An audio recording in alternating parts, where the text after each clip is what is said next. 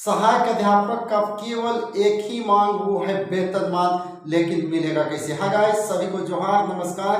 अब सहायक अध्यापकों के बीच में प्रश्न खड़ा हो चुका है कि सहायक अध्यापकों को केवल और केवल वेतनमान मिलना चाहिए। जैसे कि आप लोग देख रहे हैं, एक संगठन 22 जून को शिक्षा मंत्री आवास को घेराव किया, लेकिन शिक्षा मंत्री का कोई भी स्टेटमेंट अभी तक नहीं आया है। और हमारे बहुत सारे सहायक अध्यापक हैं, अलग अलग तरीके से विधायक से, सांसद से मिल रहे हैं, लेकिन कोई भी कोशिश 6 साल के दरमियान मुख्यमंत्री को घेरने का काम नहीं किए हैं। ये सबसे बड़ा सहायक अध्यापकों का कमी है, जो हम लोगों का वेतनमान से वंचित कर रहा है। साथियों, अब समय आ चुका है सभी संगठन को एक होकर केवल और केवल मांग चाहिए, वो चाहिए वेतनमान। लेकिन ये हो कैसे पाएगा जब एक साथ सभी संगठन बैठेंगे नहीं, एक मांग को लेकर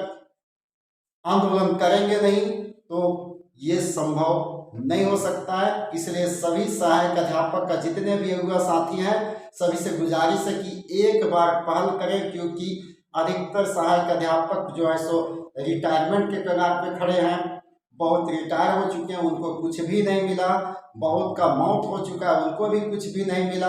वादा तो बहुत किया गया था कि आप लोगों को वेतनमान दिया जाएगा, वो वेतनमान जहीं का तहीं रह गया। लेकिन ये कमी किस में है, सहायक अध्यापक में या सरकार में? जहां तक अगर देखा जाए तो ये कमी अधिक से अधिक हम लोग का सहायक अध्यापक के बीच में ही है। मैं गवर्नमेंट को बिल्कुल दोष नहीं देना चाहूँगा। इसका मेन वजह है, रघुवर दास के समय में सहायक अध्यापक का आंदोलन बिल्कुल समुद्र का लहर के जैसा उफान पर था, लेकिन जो ही यहाँ गठबंधन का सरकार बना, वो उफान एक तालाब का लहर के जैसा बन के रह चुका है। अभी कोई भी आंदोलन नहीं, 6 सालों में कुछ भी नहीं हुआ, जिसका शिथिलता की वजह से अलग अलग संगठन बना, और वो संगठन अलग अलग बन के सभी का रास्ता अलग हो चुका है। कोई एक साथ आना नहीं चाह रहे, क्योंकि सभी को लगता है कि मेरे नेतृत्व में लड़े, यही सबसे बड़ा डिमेरिट है। ये कैसे हटाया जाएगा? नहीं तो सभी सहायक अध्यापक का जो जिंदगी है वो क्या है सभी को पता है। कुत्ता से भी कम नहीं लगता कि सभी सहायक अध्यापक का जिंदगी हो चुका है। क्योंकि आप अभी देख रहे हैं, महंगाई चरम पे है, बीमारी का तो बात ही नहीं है। अगर कोई सहायक अध्यापक बीमार पड़ जाते हैं तो उनको इलाज करवाना भी मुश्किल हो रहा है। ऐसे में कैसे होगा?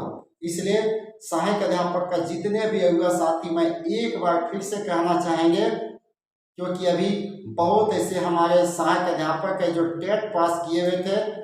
मैं उन लोगों को बधाई देना चाहूँगा कि आप लोग तो सेटल हो चुके हैं, लेकिन अब जो आकलन बच गया, प्रशिक्षित बच गया, कोई आकलन नहीं पास किए, सभी को एक साथ लेकर चले और एक्सपीरियंस के आधार पे वेतनमान की मांग किया जाए, या नहीं तो समान काम का समान वेतन कैसे मिले, इसका मांग किया जाए। ज़्यादा मांग नहीं चाहिए, क्योंकि सभी को जीना मुश्किल हो गया। और ये कैसे पहल होगा? सभी युवा साथी जोड़ बैठे और एक जोरदार आंदोलन की मांग सभी सहायक अध्यापक करें, लेकिन हमारे युवा साथी चुप हैं, जिसके वजह से सभी सहायक अध्यापकों को, जो हमारे 62,000 में अब जो भी बचेंगे, उनको लगने लगा कि हम लोगों का फ्यूचर कहीं न कहीं अधर में अटक चुका है। एक प्राइवेट जॉब भी करें तो उनको पीएफ कटता और कुछ कटता है, लेकिन गवर्नमेंट हमारे बहुत मुश्किल से पीएफ लगाए, तो बहुत बड़ा काम नहीं किया है। कहीं न कहीं सहायक अध्यापक के लिए ठीक नहीं दिए। वेतनमान कैसे मिले, इस पे बात हो, क्योंकि एक संगठन बोले कि 29 का बैठक होगा, कभी बोलते नहीं होगा, लेकिन क्या होगा? सभी को मिलकर इसमें सभी युवा साथी सोचे, ताकि सभी सहायक अध्यापक का भविष्य बेहतर हो सके। जोहार।